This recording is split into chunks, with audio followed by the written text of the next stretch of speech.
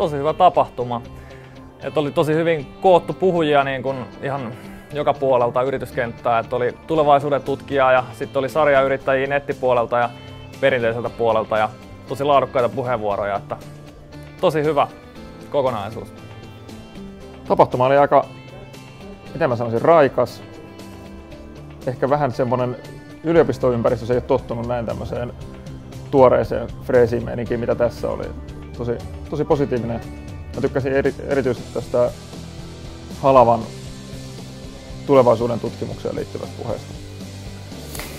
Joo, työnvallankumous on käynnissä jo. Se on käynnissä joka niemen notkossa käytännössä niin kuin Suomessa. Että täällä ei oikeastaan sellaista toimialaa tai yritystä enää löydy, jossa ei kysyttäisi niitä kiusallisia miksi-kysymyksiä. Sitä perusongelmatiikkaa, että koska tietotyötä voisi tehdä niin radikaalisti fiksummalla tavalla, niin miksi edelleen tehdään, niin kuin noudatetaan tehdastyön käytäntöjä.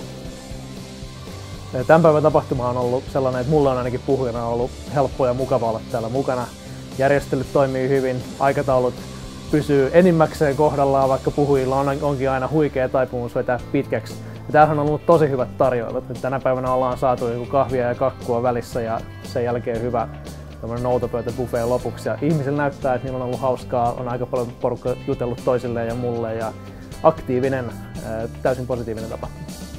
Joo, ehdottomasti tuu ensi kerralla tällaiseen tapahtumaan. Tällaista tapahtumaa ehdottomasti kaivataan TTY:lle ja Suomeen ja Tampereelle. Ennen kaikkea tarvitaan lisää yrittäjiä ja yrittäjien välistä yhteyttä ja niiden kokemusten jakamista ja muuta.